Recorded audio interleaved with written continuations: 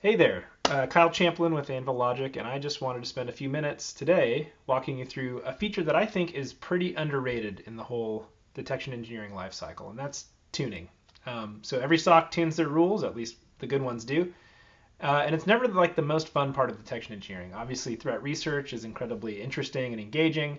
Obviously, looking at content from other services like the Anvilogic Armory obviously helps sort of exercise some of those creative muscles. But once it's deployed and out there, inevitably environments change.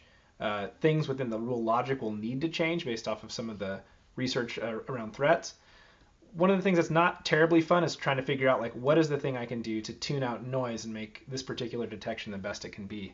So one of the things that we really have invested a lot of time and thought in with our customers at Anvilogic is what we call insights, and in particular tuning insights, which are really the sort of co-pilot for helping you understand the best, quickest, easiest way to tune out noise in your detection rules without tuning out malicious activity. So if you look over here on the new redesigned homepage, you'll see we've elevated our insights front and center. They get their own dedicated tab.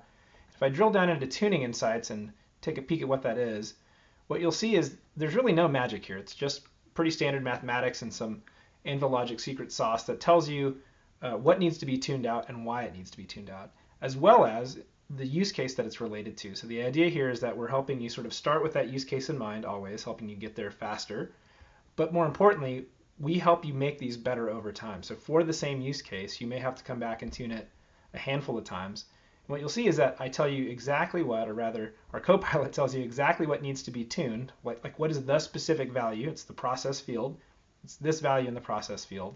And here's why. And in particular, here's what you're going to see out of it, which is basically a reduction, in this case, of 81% of all of your events for that particular use case in the future will get tuned out for this particular key value pair. Now, this may not seem like much in the context of just maybe one or two insights, but we have our customers literally using these across dozens and dozens of detections, really resulting in a huge amount of value and productivity for your average triage analyst. They're not having to think through or report these through a ticketing system. You can, in fact, look at this, immediately click accept, and once I click this, it deploys it to an allow listing system, in this case on Splunk, which is our SIM of choice here at Anvilogic, and immediately takes effect. So you can go from we found this particular tuning opportunity to it's deployed in the environment all in 2 clicks, and it really helps in terms of analyst productivity. It obviously helps refine new rules for the future and things that you can apply really across all of your defenses.